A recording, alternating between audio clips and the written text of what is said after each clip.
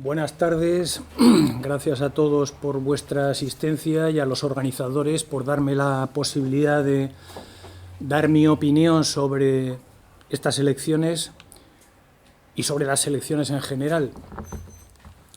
Yo quería empezar mi intervención con dos advertencias, dos avisos. El primero es que yo no soy neutral, o sea, nadie es neutral, ¿no? Lo que pasa que hay muchos que van de neutrales o van de objetivos o van de independientes o van de, no sé cómo decirlo, como que el mundo no les afecta, que no están ni con unos ni con otros, ni son blancos ni negros, ni de un lado ni de otro, ¿no? Lógicamente eso es mentira, porque todo el mundo tiene un posicionamiento político. Yo quiero decir cuál es mi posicionamiento político, no solamente con estas elecciones, sino con todas las elecciones que ha habido y las que habrá en el futuro, si es que las hay. Y es que yo soy partidario del boicot. Entonces, yo no solamente creo que no hay que votar, sino creo que hay que hacer un boicot activo. Es decir, hay que plantearse las elecciones como una lucha contra las elecciones.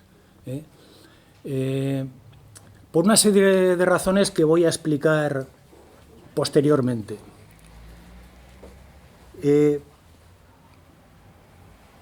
También quiero deciros que yo no trato de convencer a nadie.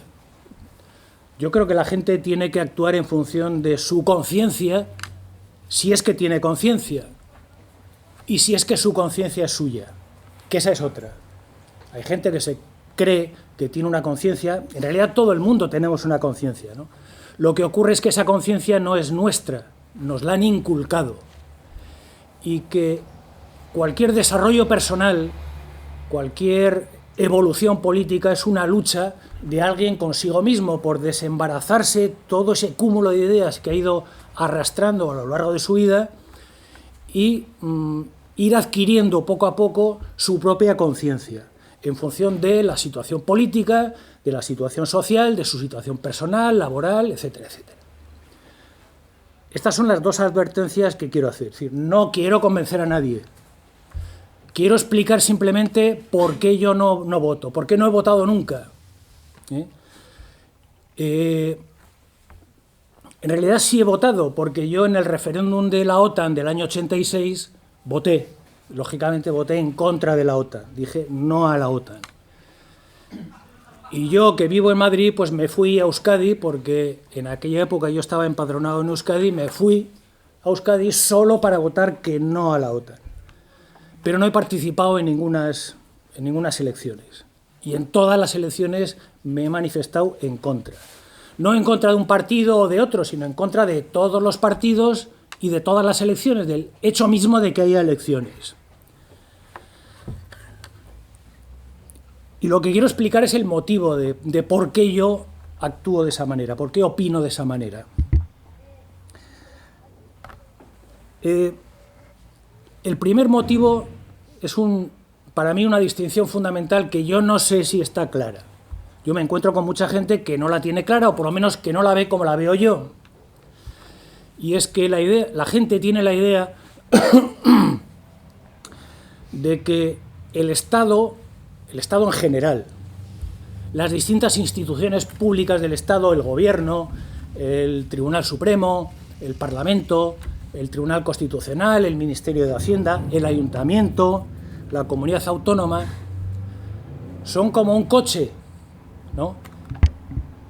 Y el coche es neutral, el coche no va para un lado o va para el otro.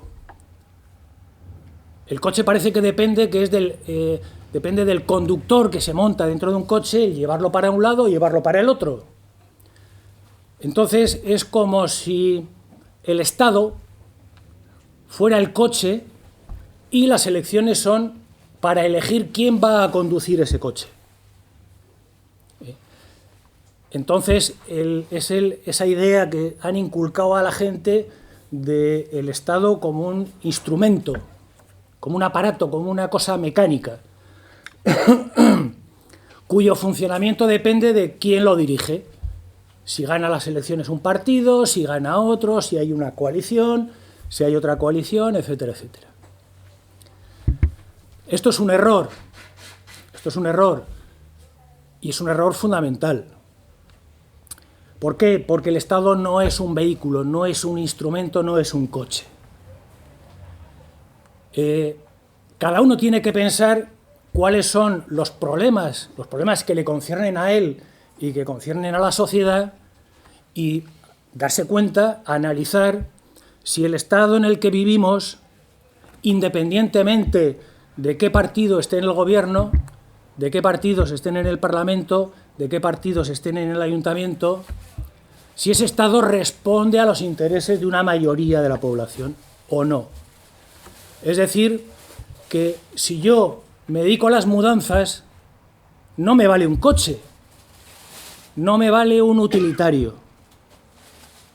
¿Por qué? Porque tengo que meter un armario, tengo que meter muchas cosas y un coche no me vale. Y esto es lo que ocurre en este país. Tenemos un coche que no nos vale. No nos vale para las necesidades que tiene la mayor parte de la sociedad. Entonces, no se trata de quién gobierna el Estado, no se trata de qué partido dirige, de qué políticas trata de implementar, sino lo que se trata de decir es este Estado que se crea en el año 39, la legitimidad de este Estado procede de la derrota de las fuerzas republicanas en la Guerra Civil en el año 39, si este Estado nos vale o no nos vale. Esa es la cuestión fundamental. Y eso es lo que a mí me ha llevado a no votar, y lo que trato de que la gente entienda y reflexione sobre si le basta con cualquier tipo de vehículo para las necesidades que tiene, o no vale. Y entonces lo que hace falta no es otro gobierno, sino otro Estado. Cambiar el Estado.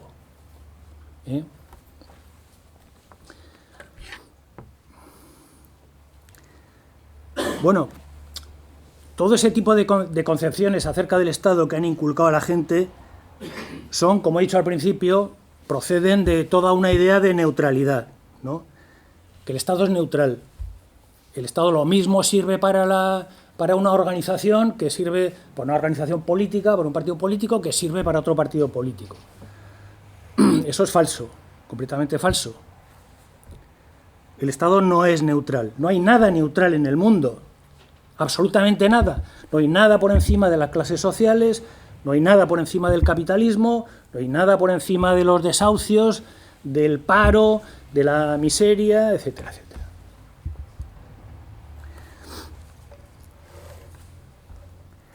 De todas maneras, hay otra cuestión a la cual tampoco se le presta suficiente atención para aquellos partidos y organizaciones que consideran que se puede participar en estas elecciones. Ya no solamente votar o no votar, sino presentarse a las elecciones. Y esta también es una cuestión importante que a veces, discutiendo, te das cuenta de que la gente no lo tiene suficientemente en cuenta, ¿no? Y es que unas elecciones son diferentes de los resultados electorales.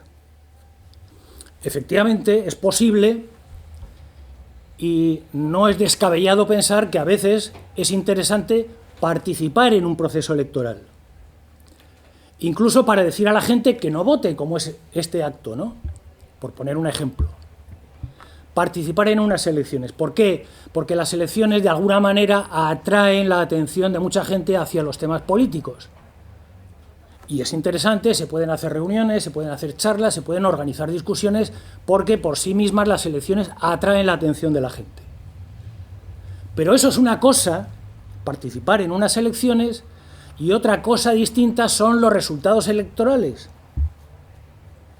Es decir, pretender que si haces una buena campaña política puedes obtener mejores resultados electorales, puedes tener más representación parlamentaria, puedes tener más concejales y que a partir de ahí puedes hacer cosas, porque tienes más concejales o más escaños o más ministros, o etcétera, etcétera. Y esto es falso. Aunque podamos discutir el participar o no participar en unas elecciones, presentarnos o no presentarnos en unas elecciones, es un error creer que con los resultados de unas elecciones vamos a conseguir absolutamente nada. Porque nunca se ha conseguido, desde el año 77 hasta ahora, nunca se ha conseguido nada y no se va a conseguir en el futuro, por las vías electorales. ¿Por qué? Porque las elecciones no son capaces hoy mismo de cambiar una correlación de fuerzas que es desfavorable para los intereses de los trabajadores y de las amplias mayorías sociales de este país. En las cuestiones fundamentales. En las cuestiones fundamentales. Entonces, tener en cuenta también esta segunda distinción, de manera que, aunque haya organizaciones que sean partidarios de participar en unas elecciones, porque les da la oportunidad de realizar actos, de tener contacto con gente, de abrir debates, de hacer discusiones, lo que no se puede hacer es engañar a la gente diciendo que con las elecciones se van a resolver sus problemas, porque no es cierto, porque es mentira.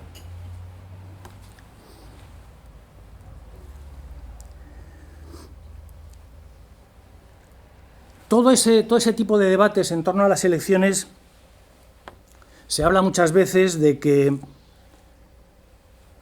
hay que estar dentro para cambiar las cosas, ¿no? Lo típico de toda la vida, ¿no? Lo que se ha discutido desde siempre, que las cosas se cambian desde dentro, y que tú no puedes, que en realidad aunque estés en contra del Estado, que solo puedes cambiar el Estado estando dentro del Estado. Eso también es falso. Yo no conozco ningún cambio en un Estado que se haya hecho desde dentro. ¿Por qué? Porque el Estado tiene los instrumentos muy poderosos además para poder defenderse a sí mismo, para evitar cualquier clase de cambio fundamental. Y desde luego el Estado no se pone la soga al cuello. Entonces las cosas no se cambian desde dentro, nunca. Nunca. Y decir que es posible cambiar las cosas de dentro es engañar a la gente. Esto va ligado a una cuestión distinta. A una cuestión distinta y a un engaño distinto. Que es que la gente se cree que entra en las instituciones, y voy a poner ejemplo muy sencillo, o sea, no hace falta hablar de una cosa compleja como es el Estado central, digamos, sino que podemos hablar de cualquier ayuntamiento, porque nos resulta más cercano y todos creo que conocemos gente que ha estado en los ayuntamientos, que han sido elegidos, y que incluso van con la mejor intención de cambiar las cosas. Y lo que cambian no son las cosas, lo que cambia es la gente. Esa es mi experiencia, por lo menos, en 40 años o 42 años ya que llevamos desde las primeras elecciones de junio de 1977. Es decir, ¿cuánta gente, cuántos partidos, cuántas organizaciones, cuántos cargos electos han entrado en instituciones públicas con un determinado mensaje, llegan a esas instituciones, no cambian las instituciones y cambian ellos? Y cambian ellos. Y ya no son lo que eran. No son lo que eran, ni hacen lo que hacían, ni dicen lo que decían. Por lo menos esa es mi experiencia. Es decir, lo que ocurre, lo que está ocurriendo, lo que ha ocurrido siempre, desde el mismo día de la transición, desde las primeras elecciones de junio de 1977, es que quien ha cambiado son las personas, son los partidos políticos y sobre todo toda esa serie de organizaciones llamadas de izquierda, progresistas, etcétera, que no son lo que eran.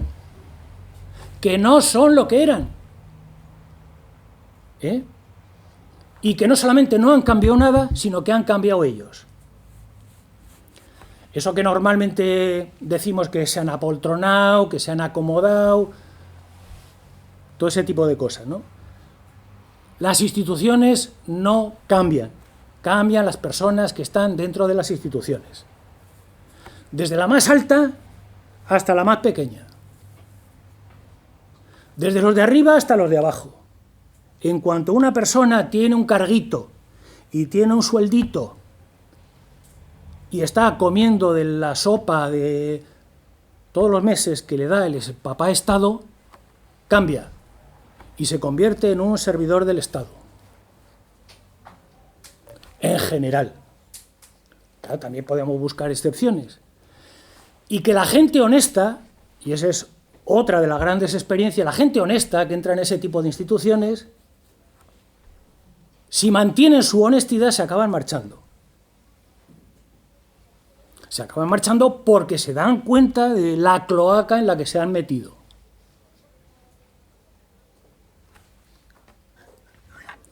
Para que nos demos cuenta hasta qué punto llega la corrupción y la podredumbre de este Estado.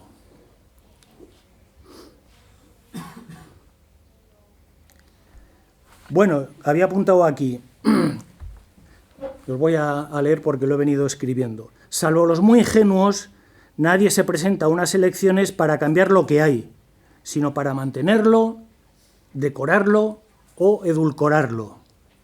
¿Eh? Es decir, lo que más viste a este Estado, lo que más le da una apariencia de que es un Estado democrático, de que hay libertad, de que aquí hay derechos, etcétera, es la participación de toda esa gente. No solamente los discursos que acompañan a todo ese tipo de organizaciones parlamentarias, ¿no?, sino el simple hecho de participar. El simple hecho de participar en unas elecciones le da la apariencia a este Estado de una cosa que no es.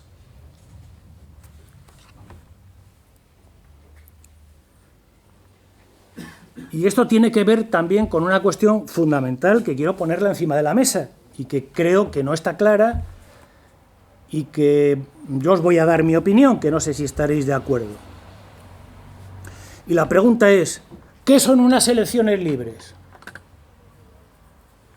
¿Qué son unas elecciones libres? Porque todos damos por supuesto que estas son unas elecciones libres. ¿Por qué? Porque puede votar a unos, puede votar a otros, incluso puedes no votar, porque hay países en Latinoamérica, por ejemplo, que el voto es obligatorio. Pero este es un país tan libre que puedes hasta no votar. Como que esto fuera jauja, ¿no?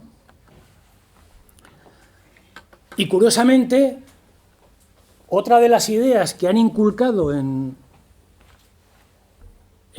sectores muy amplios de la sociedad es que este es un país libre porque hay elecciones. A diferencia de otros, como Corea del Norte, por ejemplo, que como no hay elecciones, o parece que no hay elecciones, o no creemos que no hay elecciones, y creemos que no hay partidos, porque es una dictadura. Entonces, es una dictadura cuando no hay elecciones y es una democracia cuando hay elecciones. Y hay varios partidos y puedes elegir, es como si vas al supermercado y dices, yo quiero leche desnatada, yo quiero leche Puleva, yo quiero la de la central lechera asturiana. Puedes elegir, eso es la libertad. Bueno, pues esto que parece tan simple y tan sencillo, también es mentira. ¿Por qué? Porque la libertad es una cosa anterior a las elecciones. Para que las elecciones sean libres, tiene que haber libertad. La libertad no es una consecuencia de las elecciones. Es al revés. Le han dado la vuelta completamente a la situación. Entonces, en un país donde no hay libertad, donde hay presos políticos, donde hay una ley mordaza, donde hay juicios día sí, día no, por cuestiones que atañen a la libertad de expresión, donde a una persona le meten en la cárcel por cantar, pues ya me contarás. Si te meten en la cárcel por cantar, o por contar un chiste, o por escribir no sé qué en Twitter, ¿dónde está la libertad? ¿Dónde está la libertad? En este país hay una ley de partidos, no de ahora, de hace un montón de tiempo. Y hay partidos que están prohibidos, y ha habido épocas donde se han prohibido partidos. Y hay cargos electos que están en la cárcel. Y ahora está habiendo juicio en el Tribunal Supremo contra una serie de políticos, que resulta que no les dejan hacer campaña electoral. ¿Dónde está la libertad? Claro, esto en Cataluña está muy claro, pero yo no sé si en otros sitios está tan clarito como debería estarlo. Y yo no veo a nadie que diga este tipo de cosas y que plantee este tipo de cosas encima de la mesa. Señores, para que haya libertad, para que haya unas elecciones libres, primero tiene que haber libertad de reunión, de asociación, de manifestación, de organización, de partidos políticos, de reuniones, de decir cada uno lo que piensa, de escribir cada uno lo que opine, de cantar, etcétera, etcétera, etcétera, etcétera, etcétera, etcétera, etcétera. Si no hay libertad, lo normal es no votar. Es decir, no tenemos libertad para poder votar libremente a quien se presente, a quien tenga libertad para hacer también campaña electoral. No solamente a los electores, no solamente nosotros que somos electores tenemos que tener libertad, es que los que vamos a elegir también tienen que tener libertad, porque si no ya me contarás. Y que se esté dando el espectáculo en el mundo entero que se está dando, teniendo que meter cámaras de televisión en una cárcel para que una persona que se presenta a unas elecciones pueda hablar a sus electores, ya me contarás, pero ¿en qué país vivimos? ¿Cómo se come eso? ¿Y cómo es posible que la gente, y ya no la gente, sino los partidos, las organizaciones, puedan convivir tranquilamente con ese tipo de situaciones y tener la cara dura de presentarse a unas elecciones cuando ellos tienen una posibilidad de hacer campaña electoral que los demás no tienen? Que los demás no tienen. Que es que les están juzgando a los parlamentarios y cargos catalanes nada más y nada menos que por rebelión. Por rebelión. Pues ya me contarás. Por organizar un referéndum. Organizar un referéndum en este país resulta que es un delito de rebelión. Es un delito de rebelión, pero ¿en qué cabeza cabe?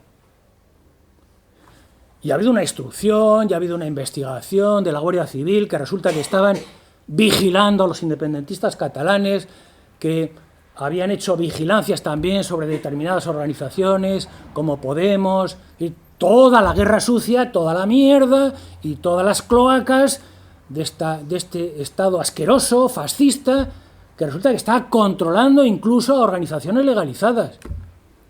Y vienen estos partidos todavía y se rasgan las vestiduras como si esto fuera nuevo en este país. Pero que esto es más viejo que el andar para adelante. En el año 98 ya ocurrió que pillaron a unos espías del CNI vigilando la sede de Herri Batasuna en Vitoria, año 1998. O sea, que esto no viene de ahora. Y nos podemos remontar hacia atrás. Lo mismo y exactamente igual. Exactamente igual. ¿Cómo es posible que todas esas organizaciones estén rasgando las vestiduras como si esto fuera una cosa nueva? Que esto no viene de ahora. Ni viene con Cataluña, ni viene con Podemos. Esto es desde siempre. Entonces, no hay libertad. Desde mi punto de vista, por lo menos. ¿Por qué digo esto? Por otra cosa también que hay que tener en cuenta. Porque parece que lo que diferencia a esta época, desde el año 77 para aquí, del anterior, del 39 al 77, es que ahora hay elecciones y antes no había elecciones. Mentira. El franquismo también organizó sus elecciones.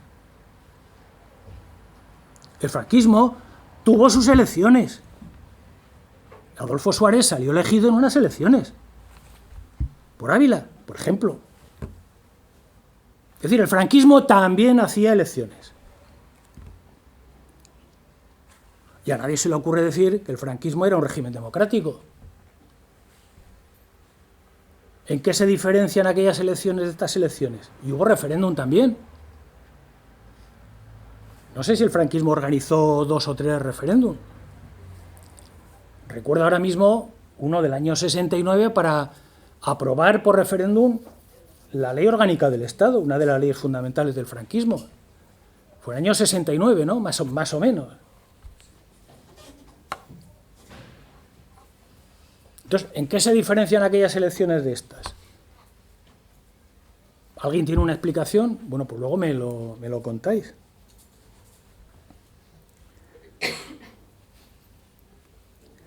Bueno, es que explicar ahora lo que es la libertad, pues lo tenía apuntado aquí, pero es que he apuntado tantas cosas que no me va a dar tiempo a contarlas, ¿no?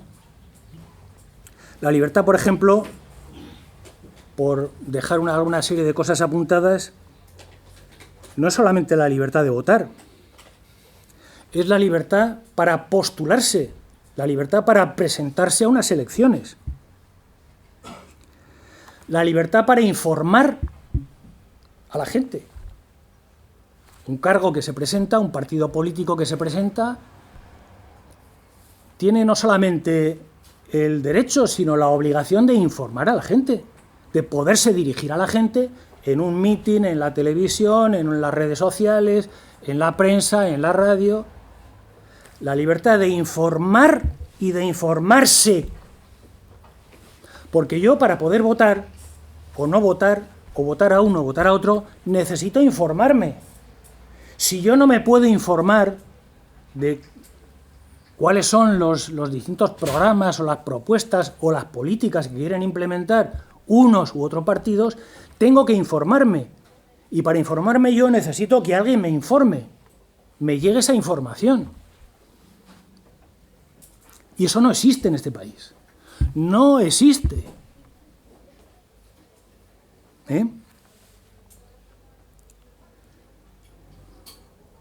Bueno, y a partir de aquí, claro, he apuntado de que no vamos a entrar en otras cuestiones como, por ejemplo, la igualdad de oportunidades, la posibilidad de que todas las organizaciones tengan el mismo acceso a los medios no solamente a la prensa, a la televisión, a la radio, a las redes sociales, sino que tengan la misma disponibilidad de dinero para organizar una campaña electoral, digamos, más o menos equilibrada. Es decir, no que determinadas organizaciones dispongan de todo el dinero que les dé la gana y otras no tengan nada.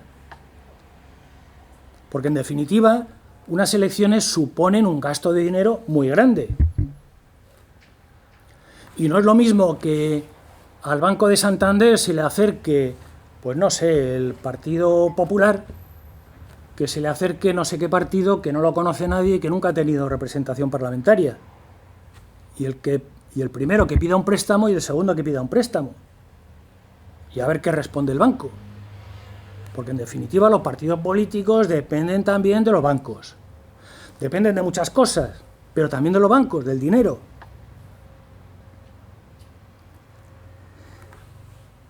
Y no sé si os habéis enterado que hay una cosa interesante, que yo creo que nadie lo ha contado, y es que con la financiación de los partidos políticos ha sido un foco de corrupción, como todo. En este país todo es corrupción, todo es corrupto y todo está podrido, ¿no? Pero especialmente la financiación de los partidos políticos. Y que, claro, la corrupción ha llegado a tal punto que esto corría el riesgo de degenerar y de que el Estado pues acabara devorado por su propia inercia. Y entonces ocurrió que se modificó hace 4 años, me he traído aquí todo apuntado, la reforma que se hizo de la Ley de Financiación de los Partidos Políticos en 2015. La reforma más importante del año 2015 es que todo este tipo de corruptelas que se han dado en torno a la financiación de partidos políticos ahora es delito. Es decir, esto durante 40 años ha sido impune, han robado todo el dinero que les ha dado la gana y más, no solamente del Estado, sino incluso de los bancos también, porque los bancos han perdonado deudas a los partidos políticos, lógicamente no por la cara, sino a cambio de determinadas cosas, como por ejemplo el rescate. El rescate. O sea, el rescate no ha sido gratis para los bancos. Los bancos han tenido que perdonar muchas deudas a los partidos políticos. Bueno, pues todo esto ha tenido unas consecuencias tremendas. el 4 de abril, el Tribunal... Voy a leeros un trozo de una sentencia del Tribunal Supremo. El Tribunal Supremo ha establecido en una sentencia que no puede ser candidato a las elecciones ningún ciudadano que haya sido inhabilitado por delitos de rebelión, terrorismo y contra la administración pública, aunque su condena no sea firme. Aunque su condena no sea firme y sea cual sea el cargo al que se refería la sentencia. Es decir, que como vivimos en un país que según la Constitución todo el mundo es inocente mientras no se demuestre lo contrario, bueno, pues si te presentas a unas elecciones eres culpable aunque no tengas una sentencia firme y no te puedes presentar a las elecciones. Sentencia del Tribunal Supremo de 4 de abril de este año. O sea, hace un mes. Con lo cual se han quitado de encima a todo un montón de personas que podían optar a un cargo público.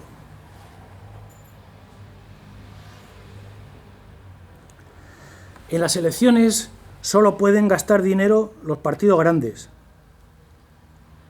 ¿Por qué? Porque con la reforma de hace 4 años los pequeños se exponen a multas mínimas de 50.000 euros. 50.000 euros. 50.000 euros de multa que no van al partido, sino que van a la persona que sale elegido y que ha gastado más dinero del que le corresponde. Pues bien, ¿sabéis cuánta gente ha sido multada por el Tribunal de Cuentas? Tribunal de Cuentas. Tribunal de Cuentas. ¿Cuánta gente ha sido multada por gastar más dinero del debido desde el año 2015 hasta ahora? 500. Hay 500 cargos electos, y no electos también, multados por el Tribunal de Cuentas con multas de hasta 50.000 euros. 50.000 euros. O sea, que no estamos hablando de una multa de tráfico de que te han caído 250 euros, no, 50.000. 50.000. Por haber superado el límite de gasto.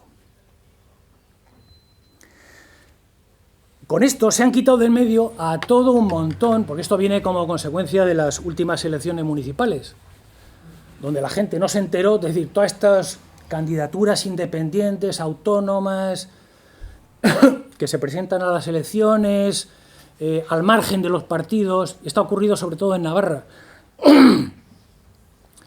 Incluso han salido elegidos algunos, incluso hay algunos alcaldes y tal, en pueblos pequeños, lo típico de gente que se presenta al margen del PP, el PSOE, de todos estos partidos consolidados, y que se encuentran ahora con multas de 50.000 euros. Y a ver quién es el que supera ese palo. Y las consecuencias que eso va a traer sobre la vida personal de esa gente. Como los embargos, pues que perderán su casa, que perderán su coche, que lo van a perder todo, por presentarse a unas elecciones.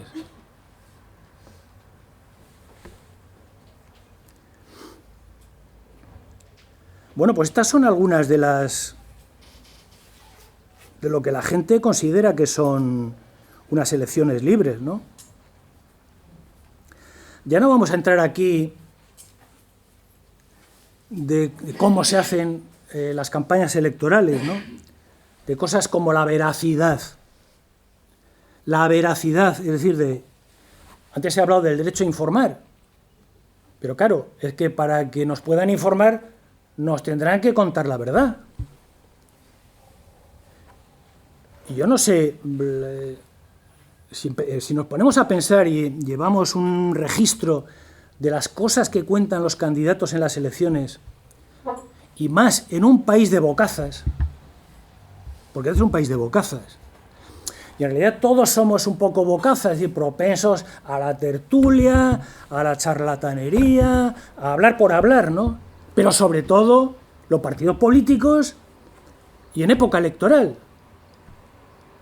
donde no veas lo que la gente larga, las mentiras que cuentan, por ejemplo, en uno de estos debates televisados, ¿no? Es increíble que ninguno de los partidos que hablaron allí dijeran ni mínimamente una cosa ajustada a la realidad, ¿no? Entonces, si no hay transparencia, si no hay veracidad, no puede haber unas elecciones libres. Si no te están contando la situación por la que está viviendo este país, es que las elecciones no pueden ser libres, porque falta un elemento fundamental, que es la obligación, ya no hablo del derecho, digo la obligación de informar. Y aquí podríamos entrar ahora en el cumplimiento de las promesas electorales, ¿no? Los engaños que hay en torno a todo este tipo de cosas. A gente que entra, que se presenta a una campaña y que está pidiendo el voto con unas determinadas consignas y que luego hacen todo lo contrario de lo que habían dicho. Y la más famosa fue aquel, que es a mí la que se me ha quedado más grabada, ¿no? Que fue la campaña del PSOE con la OTAN, que se presentó a las elecciones en el año 82 con OTAN de entrada, no, es decir, no vamos a entrar en la OTAN. Y fue el PSOE quien, por referéndum, nos mantuvo y nos mantiene en la OTAN. Que es el prototipo del engaño electoral y que fue el gran boom del PSOE que consiguió en aquellas elecciones 10 millones de votos, que se hicieron famosos, ¿no? Pero que hay muchas, o sea, aquí se podrían contar todas, ¿no? Por ejemplo, Macri en Argentina, que es también muy curioso, porque Macri ganó las elecciones en Argentina con una consigna que era Argentina, pobreza cero. O sea, Macri iba a erradicar la pobreza de Argentina. Alucínate. La consigna de pobreza cero. Y eso fue en las elecciones argentinas, no sé cuánto tiempo ha pasado, pero 2 o 3 años. Y el último informe que están haciendo organismos internacionales y organismos también que se dedican a la lucha contra la pobreza en Argentina, la pobreza en Argentina se ha disparado. Como ya sabíamos. Claro, ¿a quién se le ocurre pensar que ese tipo de cosas son verdad? ¿O contienen algo de veracidad? Ya no es que digas, es que, hombre, igual no consigue erradicar la pobreza, porque eso es muy complicado, pero va a reducirla un poco, ¿no? No. La pobreza se ha disparado en Argentina. Y bueno, si hablamos, por ejemplo, de lo que planteaba el PSOE, ahora trayéndolo a España y trayéndolo a esta época, ¿no? Recientemente, derogación de la ley Mordaza. Derogación de la ley Mordaza. El PSOE habló de derogar la ley Mordaza, diciendo que era una ley aprobada por el PP. ¿Qué le van a derogar? Ni siquiera han presentado, ya no una derogación, ¿no?, pero una reforma de la ley Mordaza. Suavizarla un poquito, no, cero. Cero patatero. La reforma laboral. O la contrarreforma laboral, es decir, derogar toda la legislación del PP que habían conducido a la precarización de... ¿Alguien ha oído? ¿Ha hecho algo el PSOE de esto? ¿En el tiempo que llevan? El PSOE iba a acabar con las devoluciones de los inmigrantes en la frontera en caliente. ¿Alguien ha oído hablar de que el PSOE haya hecho algo, haya tomado alguna iniciativa, haya hecho alguna propuesta sobre esto? Iban a aprobar un impuesto a la banca. ¿Alguien ha oído hablar de esto? ¿De un impuesto a la banca? ¿Alguien tiene la idea de que el PSOE pueda imponer un impuesto a la banca?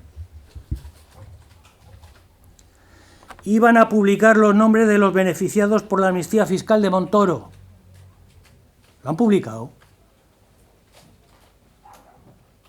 La gente no tiene derecho a saber esos defraudadores que se han quedado o no han pagado el dinero que debían al fisco. ¿Quiénes son? ¿No tiene derecho a saberlo? El PSOE lo iba a hacer, lo ha hecho, lo va a hacer. Estas son las cosas de las que el PSOE ha estado hablando antes de que Pedro Sánchez llegara al gobierno. Y no ha hecho nada, y no va a hacer nada, porque es un engaño y es una mentira. Estas son las elecciones.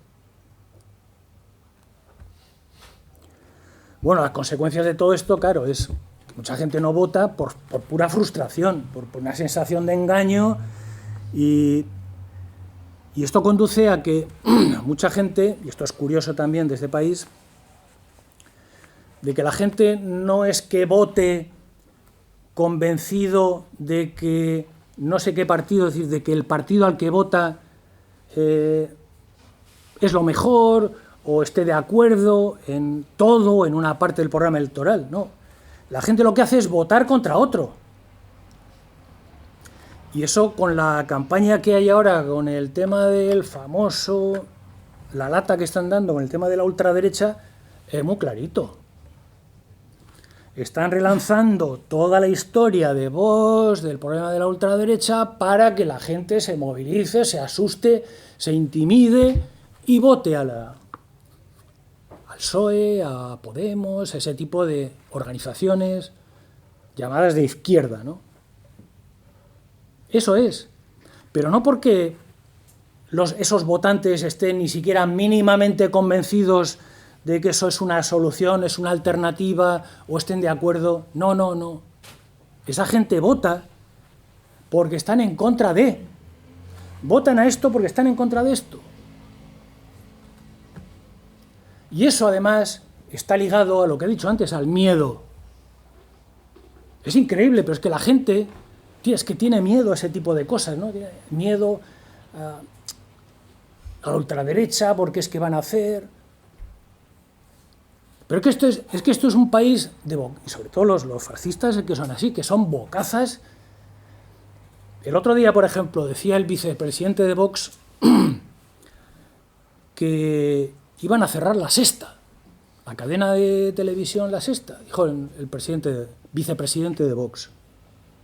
Vamos a ver. ¿Alguien en su sano juicio cree que aunque Vox gane las elecciones van a cerrar La Sexta? Yo creo que nadie puede pensar eso, ¿no? A nadie se le ocurre pensar ese tipo de cosas.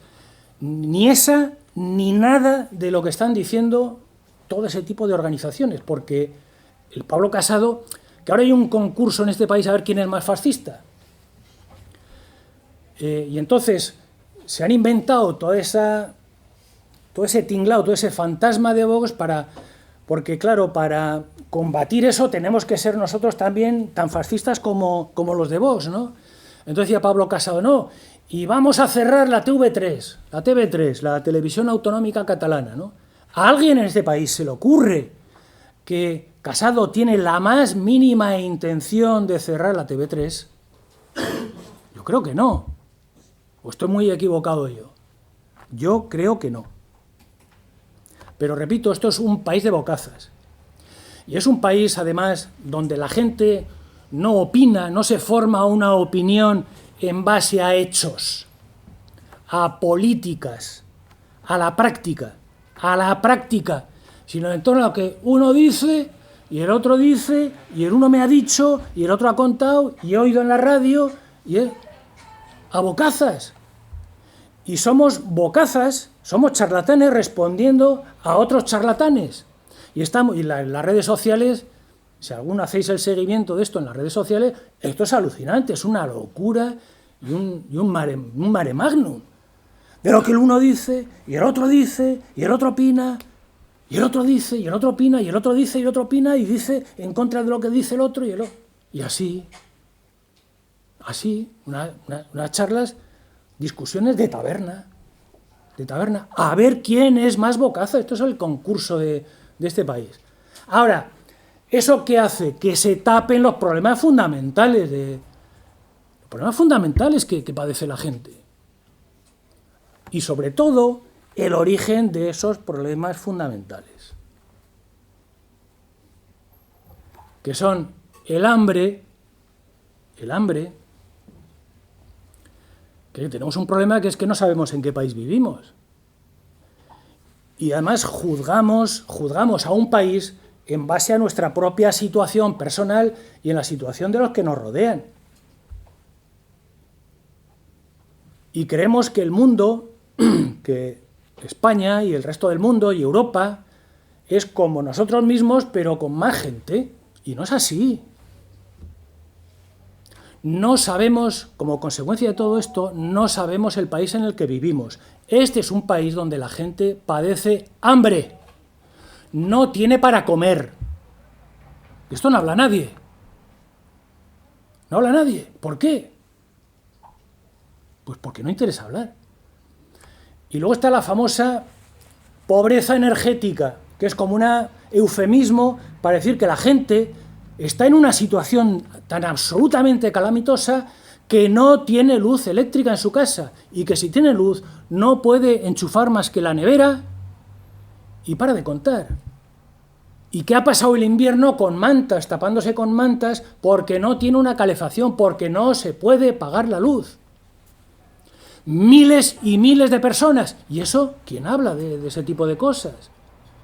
Y si una persona no tiene luz para poder abrigarse en el invierno en su propia casa, ya me contarás qué es lo que come, cómo cocina. Eso no habla nadie. Nos están haciendo vivir una realidad que no existe.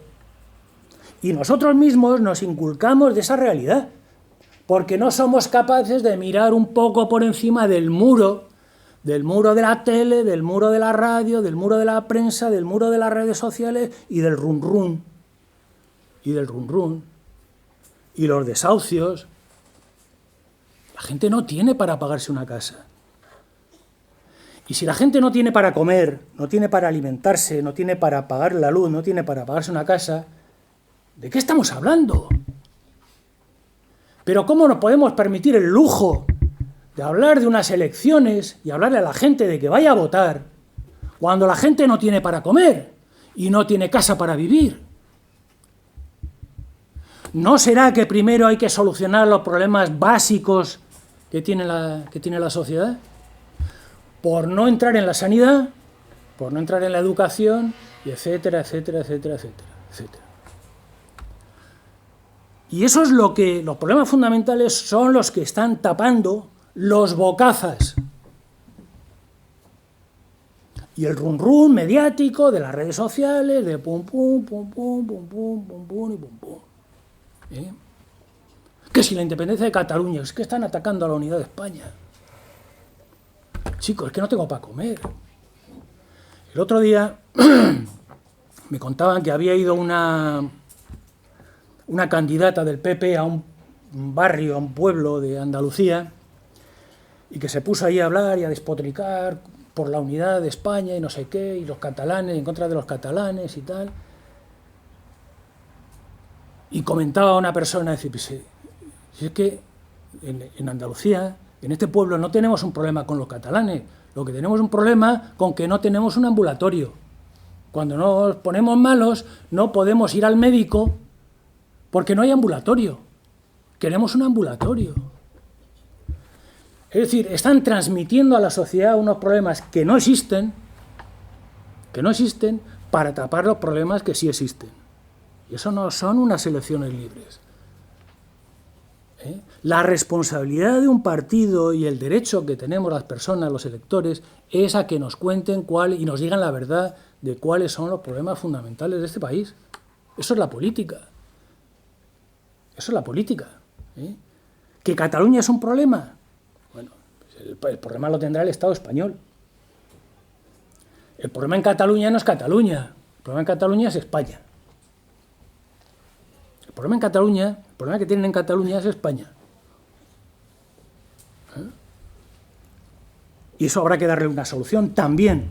También hay que darle una solución democrática, una solución justa al problema de Cataluña. Pero hay otros muchos problemas. Es importante que la gente a la hora de votar o no votar, tenga en cuenta que las elecciones son un mecanismo de legitimación. Creo que ya lo he dicho antes. Las elecciones legitiman a un Estado, a un partido, a un gobierno, a un parlamento. Las elecciones sirven no solamente para disfrazar a un Estado de lo que no es, sino para legitimarlo. Y continuamente los partidos políticos nos están restregando la cara con que han tenido tantos votos, han tenido tales o tales resultados electorales y que por tanto eso es legítimo y que lo que legitima esas políticas es el número de votos que tienen, porque a nosotros nos han elegido. ¿Y a ti quién te ha elegido? Por tanto, si no hay una respuesta organizada a unas elecciones, las elecciones seguirán siendo un mecanismo de legitimación. Y este mecanismo, que además está muy introducido también en las sociedades a través de las cosas que han inculcado como a machamartillo, ¿no?, es que la responsabilidad de las políticas que llevan a cabo los gobiernos, los partidos políticos, los parlamentos, etcétera, no son de los elegidos, sino que son de los electores, ¿no? Es esto que te dicen, claro, porque como la gente ha votado a no sé quién, la culpa la tiene la gente que vota a tal.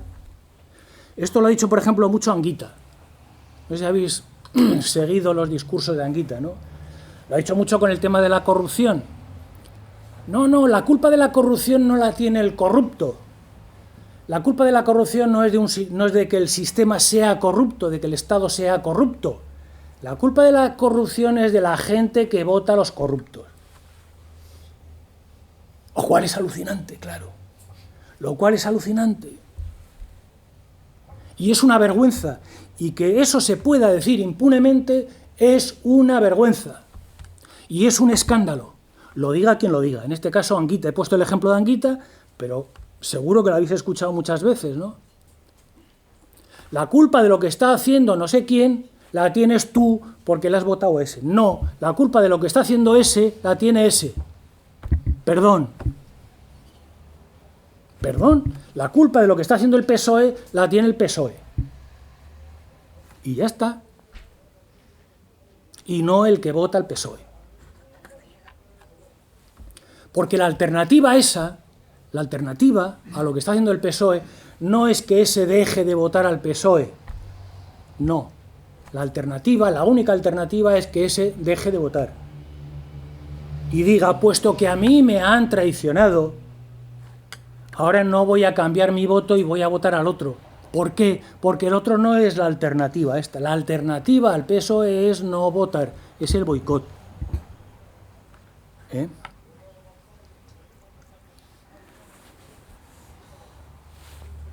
O sea que la gente, los electores, la sociedad, tenemos la culpa de todo.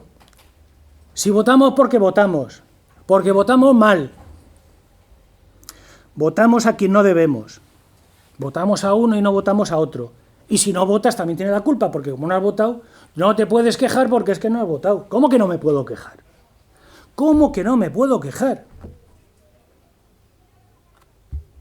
O sea, que es que te pretenden tapar la boca, tanto si votas a uno como si no votas.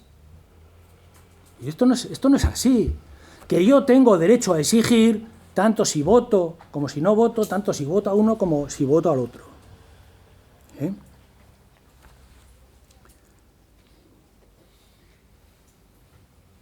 Bueno, yo creo que con esto ya vale, ¿no?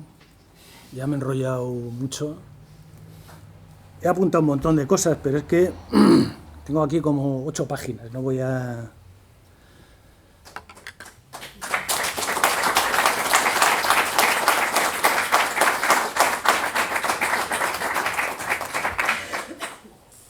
Abrimos un turno de debate, ¿no? Manuel, yo te voy a decir algo, apostillar algo. Y es que preguntaste que qué diferencia había con aquella famosa ley orgánica del Estado del 69 con la de hoy. Te puedo, porque yo lo recuerdo. Como me dicen, yo no sé las cosas, yo las recuerdo. Yo recuerdo que aquella votación fue obligatoria. Es decir, si no ibas a votar la ley a la sucesión de la jefatura del Estado, la Guardia Civil te iba a buscar a casa y te obligaba a ir a votar. Es una de las diferencias con las elecciones de hoy en día. Bueno, aquella votación fue obligatoria. Y recuerdo que la Guardia Civil fue a buscar a mi padre a casa. yo no la recuerdo así. ¿No lo recuerdas? No. A lo mejor en el País Vasco fue distinto. No. Fue así. Por ejemplo, mi abuelo fue a votar porque habría que verlo más detenidamente, ¿no? Pero yo la experiencia que tengo es que mi abuelo fue a votar y luego me contó que había ido a votar, fíjate, mi abuelo que era un refugiado político, fue a votar porque tenía que hacer no sé qué gestión en el ayuntamiento y y cuando ibas a votar te daban un certificado de voto, no es que el voto fuera obligatorio. Eso sí es verdad, daban un certificado de voto. Es decir, la gente tenía la posibilidad de no ir a votar. De hecho, la abstención, no recuerdo qué abstención habría, ¿no? Seguramente por debajo del 10%. Pero yo recuerdo que mi abuelo fue a votar para que le dieran un certificado de que había votado, y luego en el ayuntamiento tenía que hacer no sé qué. Y necesitaba el papel. Sí. Te lo pedían incluso para optar a un trabajo de conserje. Que te dieran el certificado de haber votado. Si no habías votado, se consideraba, como dice vos ahora, era que no eres un buen español, un español de bien. Entonces no te lo daban. Era una de las diferencias por apostillar. Aquella votación fue Franco sí, Franco no. Solo había esas dos opciones. O sí o no. Y se habilitó a Franco para nombrar al sucesor del Estado. Que todavía nos perdura hasta hoy. Sí, además es curioso la ley orgánica del Estado del franquismo, porque uno de los artículos de la ley orgánica del Estado es el actual artículo 6 o 7 de la Constitución, no me acuerdo, el que habla del ejército. Que ese, no sé si es el artículo 6, lo tengo aquí, lo podríamos buscar, ¿no? El artículo 6 o 7 de la Constitución actual, donde habla del ejército como garante de la unidad de España, etcétera, está copiado del artículo 35 de la Ley Orgánica del Estado del Franquismo. Creo que es el artículo 35. Y esto me lo contó un diputado de aquella época, que ha fallecido ya, que cuando estaban en la mesa del Congreso llegó uno de estos que estaba negociando, porque la Constitución se negoció, no se negoció en el Parlamento, se negoció de la manera que hacen las cosas en este país, ¿no? De una manera medio secreta, medio encubierta, juntándose 6, 7... En una cafetería llamada Galaxia, por ejemplo, en Madrid. No, fue en un restaurante que hay en la Plaza de la República Argentina, en Madrid. Ah, bueno, ese también... El restaurante, no me acuerdo el nombre. El Maite Comodore. Se negoció ahí en un restaurante comiendo lentejas, que se hicieron famosas las lentejas del Maite Comodore porque iban a negociar, a chanchullear la Constitución. Ahí se sentaban los de ambos lados. Sí. Del otro lado solo se sentaban los de un lado. Sí. Bueno, pues cuando estaba reunida la mesa del Congreso con el borrador de la Constitución, llega, creo que fue Abril Martorell, llega y dice: mira, que vengo del Estado Mayor, del Ejército, y me han dicho que hay que aprobar esto. Lo puse allí y lo aprobaron porque lo decía el Ejército. Eso fue la transición modélica de esta España, que dijeron, aquí monarquía porque lo dice el ejército. Bueno, y eso fue recordar bien. De la juventud. Bueno, es un placer escucharlo por su sabiduría y su experiencia. Es la segunda vez que lo oigo, leo algún artículo de usted y quería preguntarle lo siguiente. ¿Qué hay de cierto en ese apoyo, en ese acercamiento de Otegi con el PSOE? ¿Qué me puede contar? ¿Qué hay de cierto? Sí. Lo que usted sepa o pueda contar. es que no puedo contar más de lo que se ha contado ya. ¿Qué opinión tiene?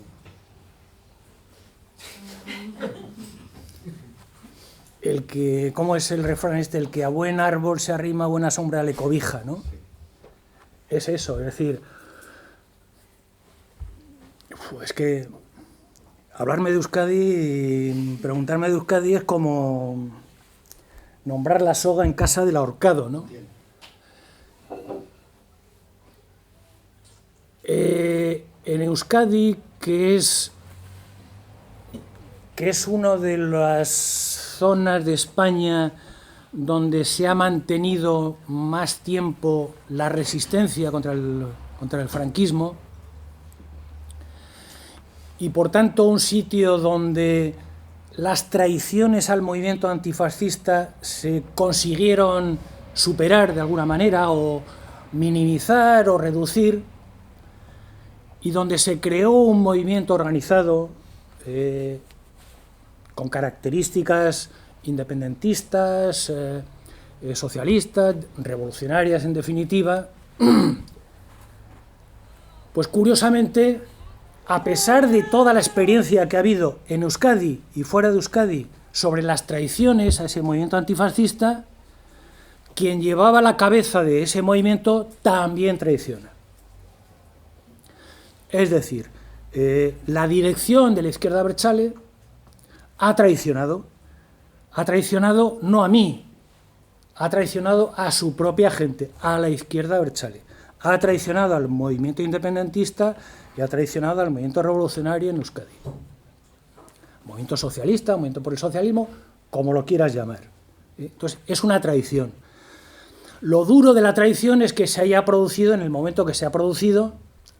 Lo bueno es que el movimiento se pudo prolongar todo ese tiempo y que se haya utilizado la lucha armada como elemento, como instrumento de la propia traición. Porque el problema en Euskadi no es la lucha armada, nunca ha sido la lucha armada. El problema en Euskadi ha sido la lucha. En Euskadi se ha mantenido la lucha, que en otros sitios se abandonó, porque hubo una organización que dijo no.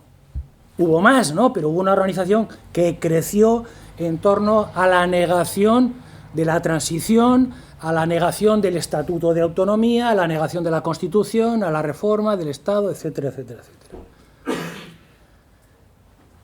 Y lo malo de todo ese movimiento es que eso ha generado, igual que había ocurrido en España tiempo atrás, ha generado una situación de desconcierto.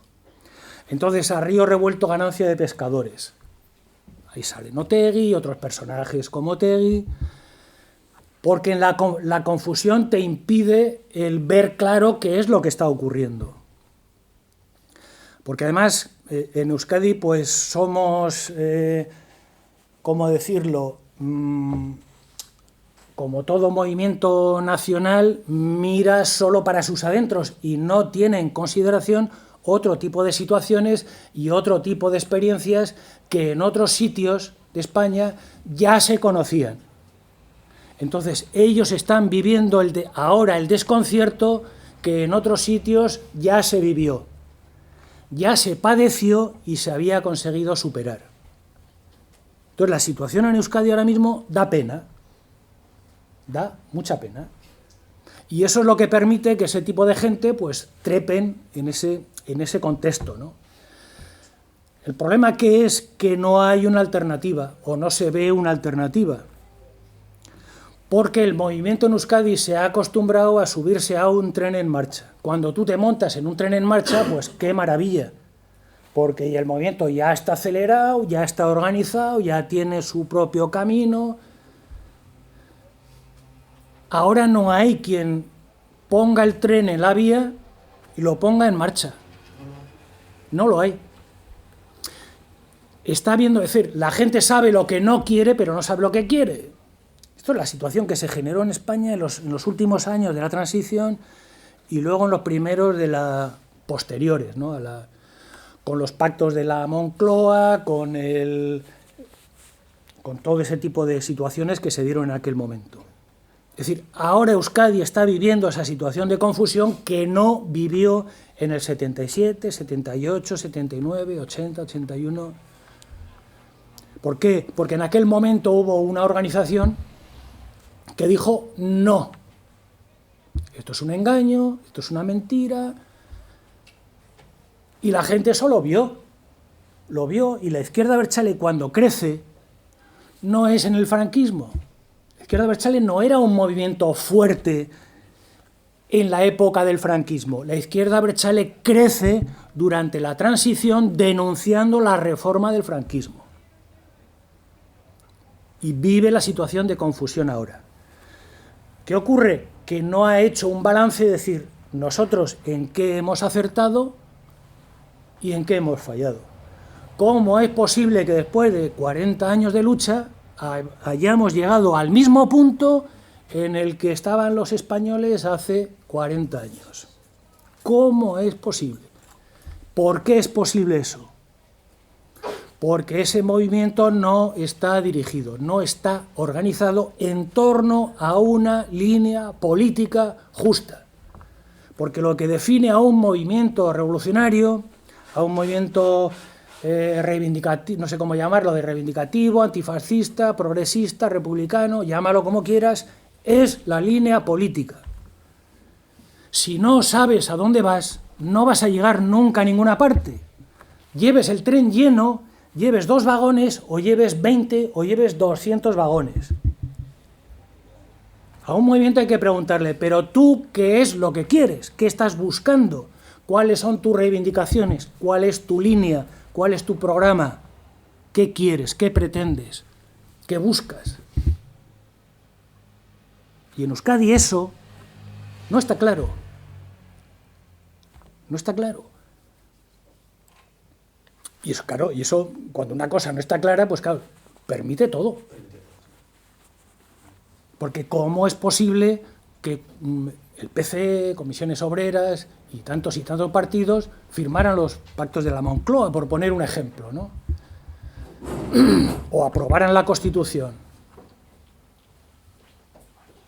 impusieran la bandera fascista, por ejemplo? El PC, dirán lo que quieran ahora, ¿no?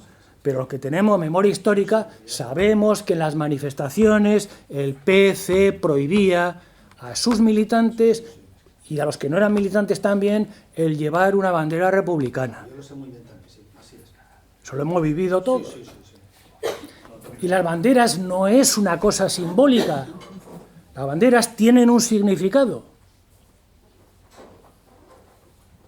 Y es que un movimiento antifascista no puede convivir, y digo antifascista, o sea, por decirlo más simple, ¿no? Ya no te digo un movimiento comunista, un movimiento revolucionario. Vamos a llevar la bandera. Y hay fotos, es que hay fotos de la época de la transición con los dirigentes del PC, no sé qué, y con la bandera fascista ahí colgando. Eso tiene una carga tremenda. Claro, y ya me contarás a mí todos aquellos militantes y toda la corriente de simpatía que tenía el PC en aquella época, cómo se tuvieron que comer todo eso. Y no es de extrañar que muchos se quedaran en casa, claro, y dijeran, a la mierda, hombre, para eso he estado luchando yo, para eso ha estado mi padre en la cárcel, mi abuelo asesinado, a la mierda. Es un proyecto de destrucción de una organización. Con todas las críticas que se le pueden hacer al PC ya de antes. Bien, pero una cosa es cuando te vas degenerando y otra cosa es que pongas la bandera fascista en una reunión de la dirección de un partido llamado comunista, que tiene miles de muertos en las cunetas, que tiene miles de muertos en la guerra, miles de personas en los campos de concentración, miles de personas refugiadas, exiliadas. Yo he estado en París en el 1 de mayo. El 1 de mayo el PC pone un puesto en la fiesta del Humanité. Y vas pasando por los distintos stands y dices, hombre, el PC. Y entras, y fui allí con idea de tomarme algo y ver la bandera fascista. Y Y dices, a la mierda, hombre, fuera de aquí. ¿Tú te crees que gente del PC en Francia, en París, en un stand de la Fiesta de l'Humanité, puede poner la bandera fascista allí? Pues sí. Pues sí. Y te estoy hablando del siglo XXI.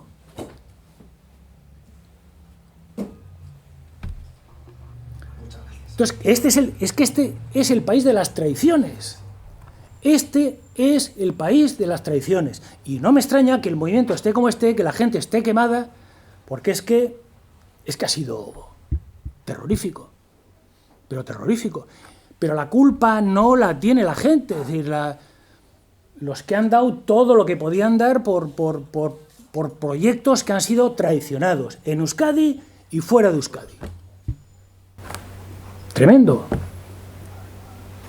Tremendo. Pues me ha respondido. Muchísimas gracias.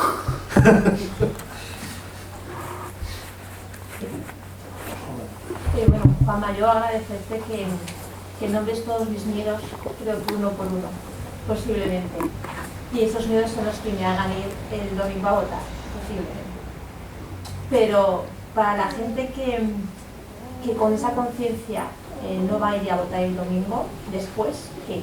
Es decir, no voy a votar y... O sea, tú eres de esas que piensa que... No te digas eso, que yo me conozco. No, que... Claro. Que es un... Bueno, la pregunta, yo la pregunto primero a él y después luego respondo yo. A ver, es que esa es la pregunta. Esa es la pregunta, ¿no?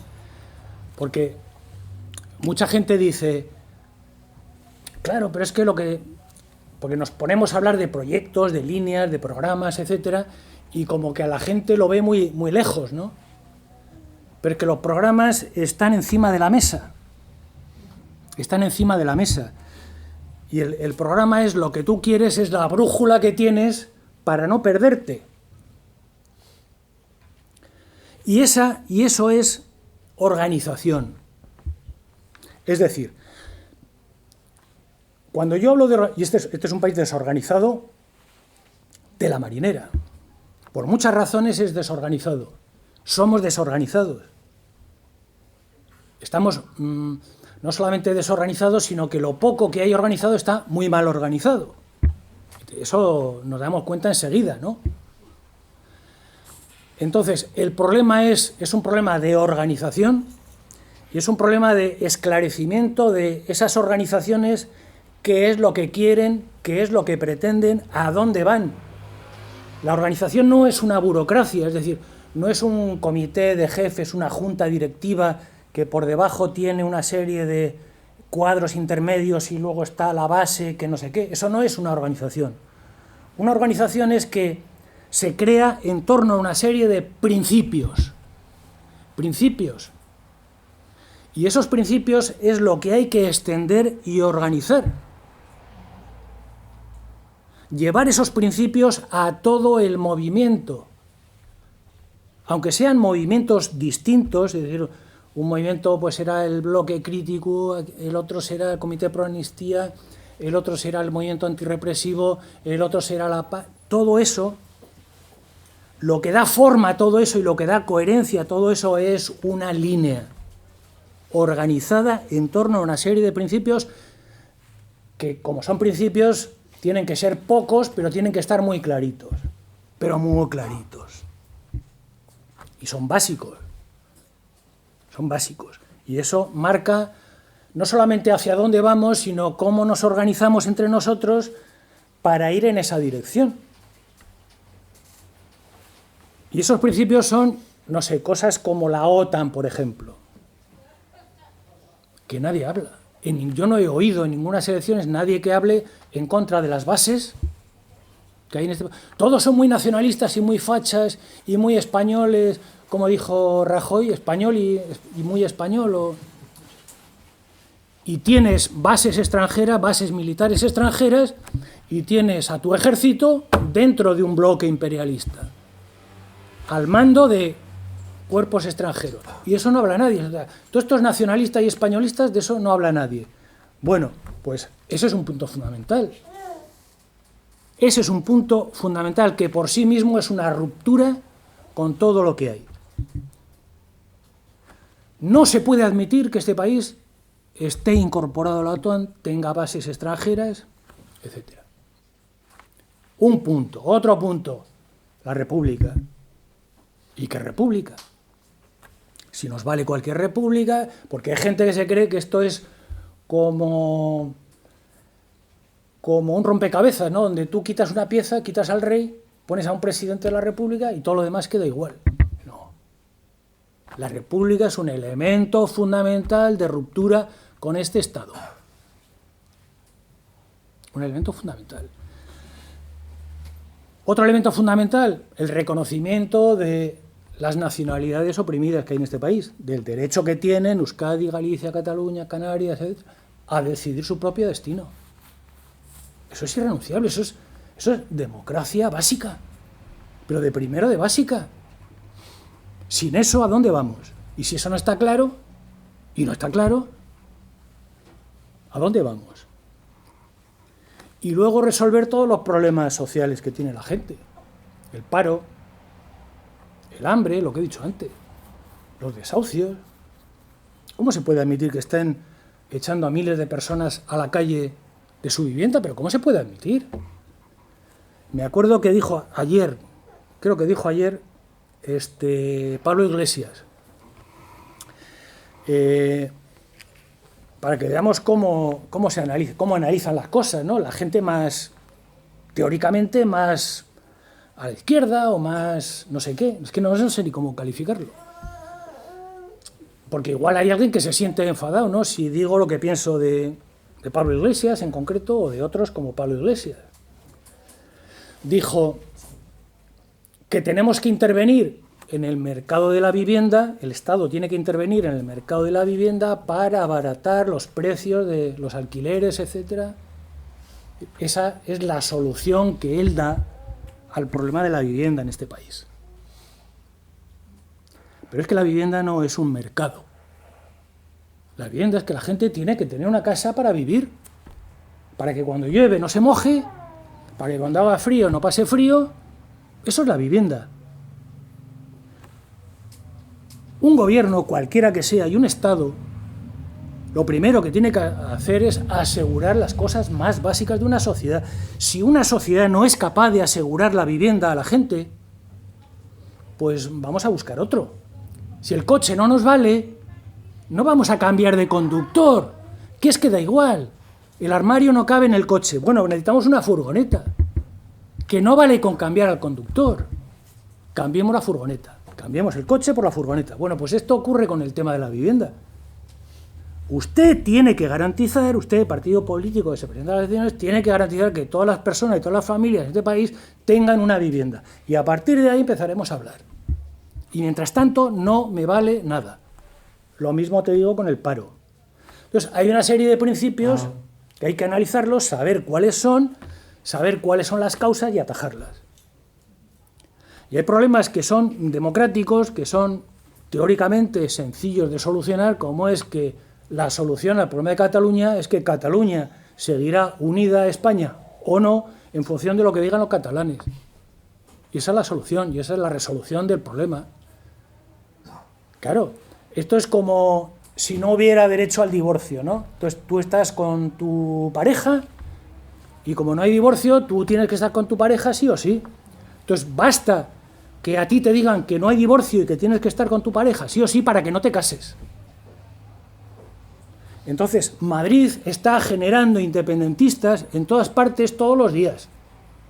Porque es como si atas a tu pareja con la esposas y la atas los pies y las manos al radiador para que no se te escape. Esto es lo que está ocurriendo con Cataluña y lo que ha ocurrido con Euskadi y lo que seguirá ocurriendo toda la vida.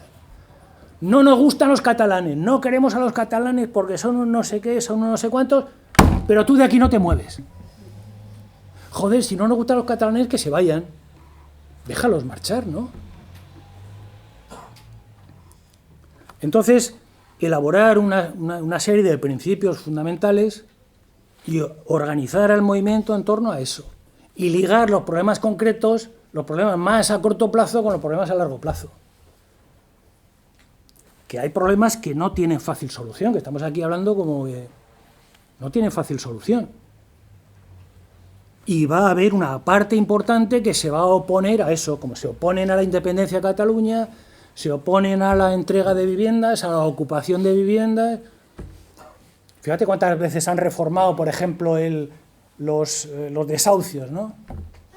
Y la última tontería es la de que se van a proceder a hacer desahucios ya sin juicio. Ya, o sea, ya que en realidad no está habiendo juicios. El otro día me llamaron unos ocupas que los echaron de la vivienda porque les llegó una orden del juzgado, sin juicio, sin nada, que ellos se enteraran, diciendo a la calle, con la Guardia Civil allí. O sea, que no te dan tiempo ni de sacar tus cosas.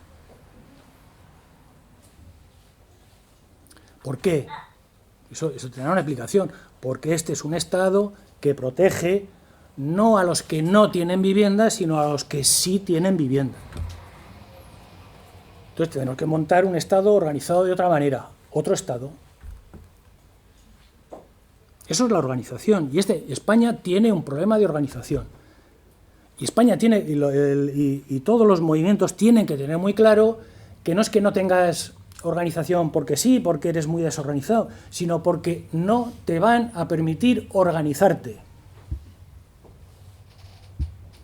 Todos estos que presumen tanto de libertad y de no sé qué, el Estado no va a permitir que la gente en este país se organice para un cambio fundamental para darle la vuelta a la tortilla. No, el que crea que eso es así está muy equivocado. Y las experiencias están ahí. Lamentablemente, ¿no? No te va a dejar que tú te organices, crees un movimiento, del tipo que sea. En cuanto vean que el movimiento va a crecer, van a dar el hachazo, seguro. Porque eso fue la guerra civil, eso fue la transición. Es que si no aprendemos de la experiencia no vamos a ninguna parte, ¿eh? Entonces, Juanma, volviendo un momentito al problema catalán, ¿cómo solucionarías el problema? ¿Con un referéndum de autodeterminación? ¿Y qué porcentaje sería válido en ese referéndum? ¿Un 50-50? ¿Un 51-49? Me da igual. La mitad de la población no se sentiría identificada con el resultado. ¿Y si ganara la abstención?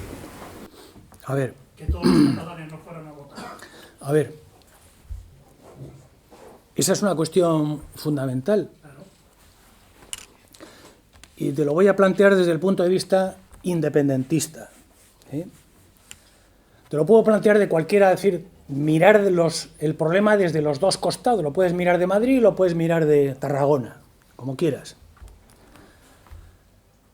Primero, España tiene que reconocer, antes del derecho a decidir, España tiene que reconocer a Cataluña el derecho a existir. Sí, estamos hablando de un referéndum de autodeterminación. Es decir, Pero primero, la nación catalana existe. primero hay que entender, y esto lo tienen que entender no los catalanes, que ya lo saben, sino los españoles, que muchos no lo saben, que Cataluña es una nación y que como nación tiene derecho a existir y que todo el mundo reconozca a Cataluña como nación. A partir de ahí la solución se hace cada vez más simple y más sencilla. Eso no está claro, porque no hay un reconocimiento, ya no de la sociedad, sino tampoco del Estado, de que Cataluña es una nación. Bueno, la Constitución habla de nacionalidades. Sí, y sí. La Constitución ya empieza a poner los pilares de que es una nación. Sí, bueno. O sea, ya hemos visto que es una nación, ¿no? Mira, vamos a mirar el Tribunal Supremo, ¿no? Lo que dice la Constitución. No hablo de la situación ahora. No. La hipotética No. que lleguemos al referéndum. La Constitución es un papel que está ahí. Y es un papel higiénico. El Tribunal Supremo no es higiénico, porque el Tribunal Supremo tiene a un montón de gente en la cárcel. Eso es la realidad, esos son hechos. Nosotros no podemos, yo por lo menos, no voy a juzgar a nadie nunca por lo que diga, por lo que haga, por lo que escriba, por los artículos, los reconocimientos, los no sé qué, los hechos. Los catalanes y nosotros, que no somos catalanes, yo por lo menos no soy catalán, tenemos que reconocer a Cataluña el derecho a existir. Por lo tanto, el derecho a existir conlleva una serie de derechos y todas las naciones tienen los mismos derechos, iguales, ¿no? Y vuelvo al planteamiento que he dado durante la charla. Para poder hacer un referéndum, unas elecciones, cualquier tipo de consulta, tiene que haber libertad. Se tiene que construir nuevo a partir de cero. Si la casa está mal, si la casa tiene humedades, si los desagües no funcionan, si el tejado está roto, tira la casa abajo y empiézala de nuevo, que va a ser mejor y la vas a poner a tu gusto. Entonces, cuando tengamos un Estado nuevo, distinto, una de las cosas que tiene que hacer ese Estado es reconocer el derecho a existir de las nacionalidades que forman parte de él. Si tú reconoces a tu pareja que tiene derecho a marcharse de tu casa cuando ella quiera y que no la obligas a estar contigo, pues va a estar mucho más a gusto que si tú le dejas, mira, te has metido en esta casa y ya no vas a salir. Has metido la pata. Al venirte a vivir conmigo has metido la pata porque no te voy a dejar salir. Te voy a atar al radiador los pies y las manos. Y de aquí no te mueves. Porque esa persona al día siguiente se quiere marchar. El referéndum. Para que haya un referéndum tiene que haber libertad, igualdad de oportunidades. Y tendrán que manifestarse todas las personas en un sentido y en el otro. En un sentido y en el otro.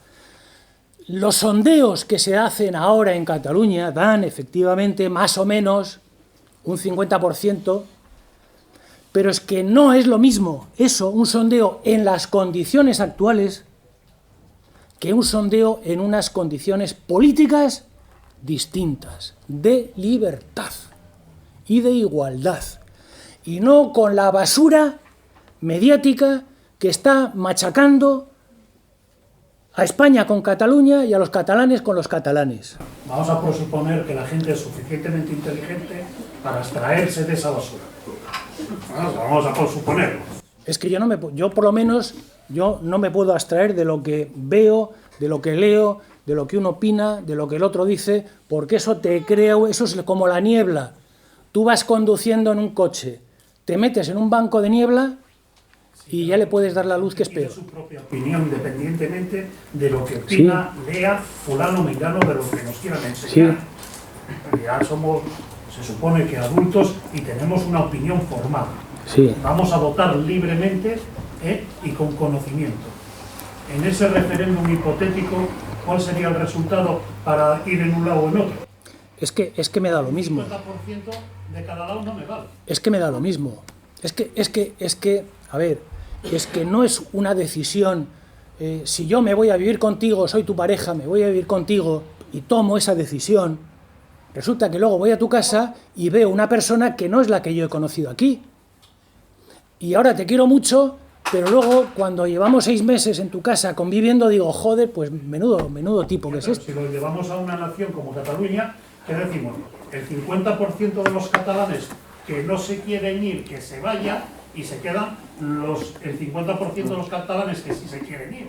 ¿Cómo lo solucionamos? Si se llega a ese punto, habría internacional. Es que no es que llegados al punto de que se pueda hacer un referéndum libre, yo creo que es que no hay odio entre catalanes y españoles. No, pero el 50% de los catalanes votan por una nación independiente, o sea, segregarse de España. Y el 50% de los catalanes votan que quieren continuar con España. bien. ¿Qué hacemos con cualquiera de los 50%? Hay un 50% que no se van a sentir identificados. Ahí hay un problema. Vamos a ver. Un gran problema. No, es que no hay ningún problema. Es que no, vamos a ver, es que todo esto hay que entenderlo política. Esto no es un problema jurídico. No es un problema jurídico. Entonces, quiero decir, si yo soy un independentista catalán, cambia la situación, a mí me reconocen el derecho de autodeterminación, Eso significa que yo ejerzo, yo tengo un referéndum, con lo cual a mí ya me vale, porque ya me han reconocido, y tanto si gano como si no gano, yo estoy cómodo como estoy. Yo ya me siento cómodo, gane o pierda el referéndum. Si yo fuera catalán y tuviera en una situación hipotética la posibilidad de tomar una decisión en función de un referéndum, y yo soy un independentista catalán y gano el referéndum con un 51%, digo, pues no me voy. ¿Por qué me voy a ir? A eso vamos. ¿Por qué me voy a ir? En Escocia no se ha matado nadie todavía. ¿Por qué me voy? No hablo de... A ver, Los resultados nadie se ha matado en Escocia por decir que sí o que no, o en Canadá o en sitios así. Aquí hay gente que odia mucho y que dice que con un 51% se va. Es que el problema es esa. claro, pero eso, ¿por qué? ¿Pero por qué ocurre eso? No lo sé. Es que eso ocurre porque la configuración del Estado en España es siempre forzada. Son las esposas con las cuales tenemos atado a Cataluña y a otras nacionalidades. Esas esposas se rompen y como tú tienes la posibilidad de marcharte cuando te dé la gana, te marcharás cuando te dé la gana. Que cabe otra posibilidad, que no podemos descuidar, y cuidado con ese tipo de cosas, ¿eh?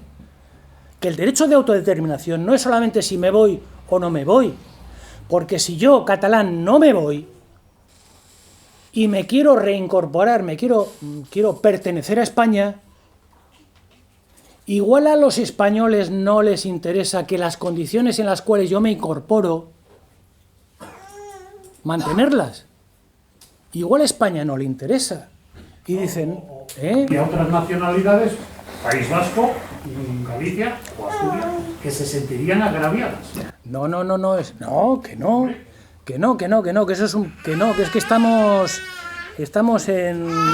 subiéndonos por los cerros, que esto hay que manejarlo políticamente y dar una solución política que comprometa a todo el mundo, y eso solo es posible de una manera democrática, haciendo las cosas con transparencia y dando soluciones justas a problemas que son complejos. Cabe la posibilidad de que, aunque Cataluña decida mantenerse en España en unas determinadas condiciones, con una autonomía, una federación, etcétera, cabe la posibilidad de que a España no le convenga. Porque si yo reconozco la igualdad de todas las naciones, y eso es un punto de partida, tan igual es Cataluña con España que España con Cataluña. Y las condiciones en las cuales los catalanes se quieren incorporar a España no le interesan a España, y te dicen, ahí te quedas, vete tú. ¿Me explico? Sí, hay una posibilidad. Claro. El agravio también. Como es muy posible que si tú reconoces a los catalanes el derecho a la separación, a los catalanes no les importe estar en España. Eso es otra posibilidad. Es así. Es decir, lo que he dicho antes es que Madrid, el Estado central, está engendrando independentistas todos los días. El problema de la independencia de Cataluña y el problema que tiene Cataluña es de Madrid, no es un problema catalán. El problema es Madrid, es el Estado central. Si yo me voy a vivir contigo y somos pareja, si tú me tienes atado a mí al radiador, el problema no soy yo, el problema eres tú. Y si vienes a mi casa y somos pareja, y yo te ato a ti al radiador porque te quiero mucho, el problema soy yo. Sí, pero volvemos a los agravios. Esto viene del Estatuto de Autonomía andaluz y el catalán. El mismo estatuto se aprueba en Andalucía, pero no se aprueba en Cataluña. Si nosotros le damos el derecho de autodeterminación al pueblo catalán y no se lo damos al pueblo vasco, tenemos un problema. No. O reconocemos una nación catalana y no reconocemos una nación vasca. No. Que estamos yéndonos por los cerros de Úbeda. No. Es que no es así. El problema no viene porque a unos los tratamos de una forma y a otros de otra. No. No, el problema es que Cataluña no es Andalucía. El problema es que Cataluña no es Murcia. El problema es que Cataluña no es La Rioja y Euskadi no es Castilla-La Mancha, ni Castilla-La Nueva, ni Extremadura, ni Andalucía, que son cosas distintas. Y las cosas distintas tienen que tener un tratamiento distinto. Sí, pero tienen que tener los mismos derechos. No. No. ¿Por qué no? ¿Por qué no?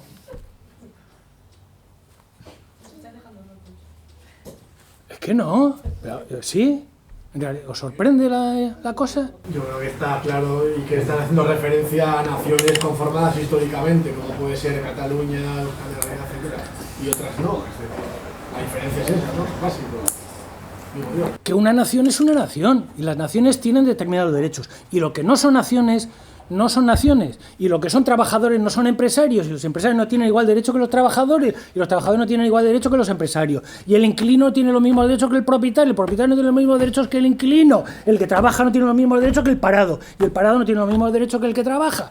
¿Qué estamos subiendo? De verdad, estamos subiendo por los cerros de Úbeda con la cosa esa de que es que todos somos iguales ante la ley. Que no. Pero esto es extraño. Hay que dar soluciones justas a problemas que son distintos. Las mujeres son iguales que los hombres, las mujeres tienen los mismos derechos que los hombres. Las naciones oprimidas tienen los mismos derechos que las opresoras. España tiene los mismos derechos que Estados Unidos. Pero que estamos muy equivocados, ¿eh? Hace poco, ha ocurrido con el Tribunal Penal Internacional, que ha hecho Estados Unidos. A mí ni me toques. O sea, y le ha prohibido la entrada a Estados Unidos a la fiscal del Tribunal Penal Internacional. Ni le deja entrar en Estados Unidos. ¿Por qué? Porque Estados Unidos está por encima de todo, de todos, del Tribunal Penal Internacional, de las leyes y de todo lo que diga. Y no es lo mismo Estados Unidos que Tanzania. Pues no, lo siento, es que no es así. Es que todas las naciones son iguales, todos tienen un voto en la ONU. Pero bueno, ¿pero de qué estamos hablando? ¿Tan equivocados estamos? Pues sí, resulta que sí.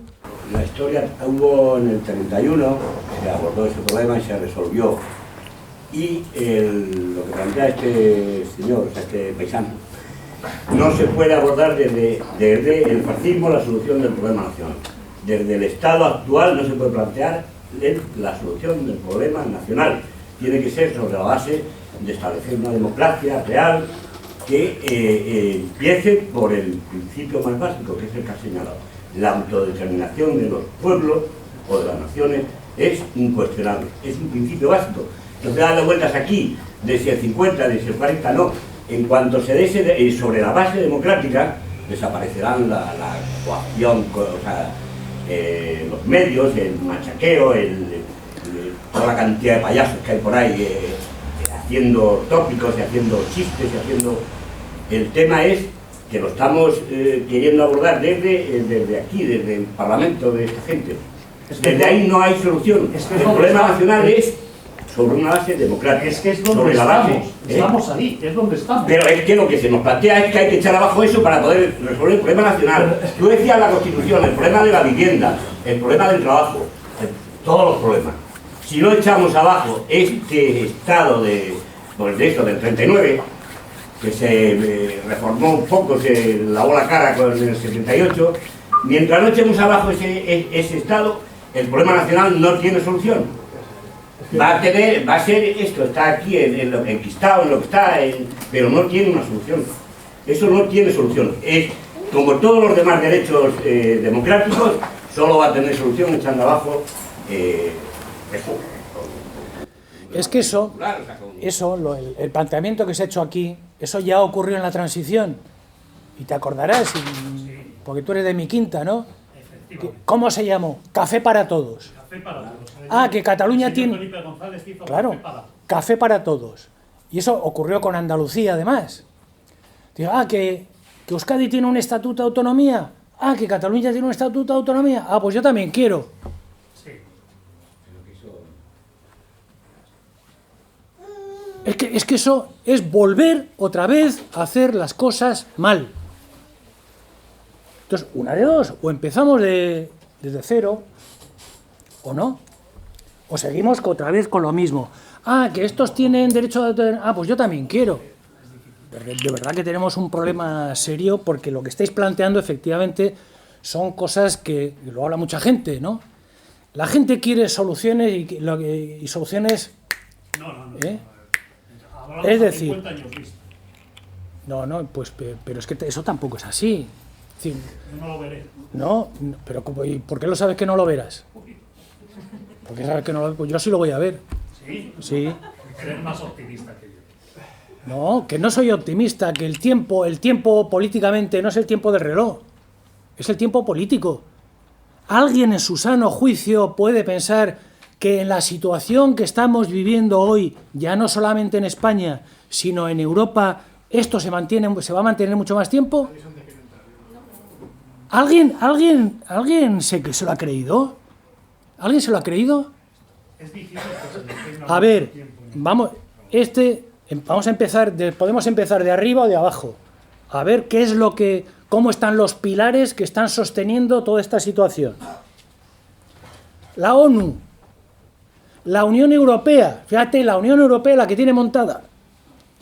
Que Inglaterra tuvo el referéndum hace no sé cuánto y todavía no han conseguido salir porque la que se les presenta es buena. No solamente a Inglaterra, sino a la Unión Europea. La Unión Europea no se sostiene. Y muchos de los países de la Unión Europea no se sostienen dentro de la Unión Europea, que esa es otra. La crisis financiera, la crisis económica, no tiene salida. No tiene salida. Las pensiones no tienen salida. El paro no tiene salida. La prensa está más desacreditada que nunca. No venden una mierda. No solamente la de papel, sino la de Internet. ¿Las televisiones alguna vez han estado más desacreditadas que hoy? No. El Tribunal Supremo, porque hasta ahora los jueces eran intocables. Cuando se hacían sondeos en este país de, bueno, ¿usted qué opinión tiene de la monarquía, de esto, del otro? Todo el mundo salvaba a los jueces. Después de lo de la manada, los jueces son el hazmerreír de este país.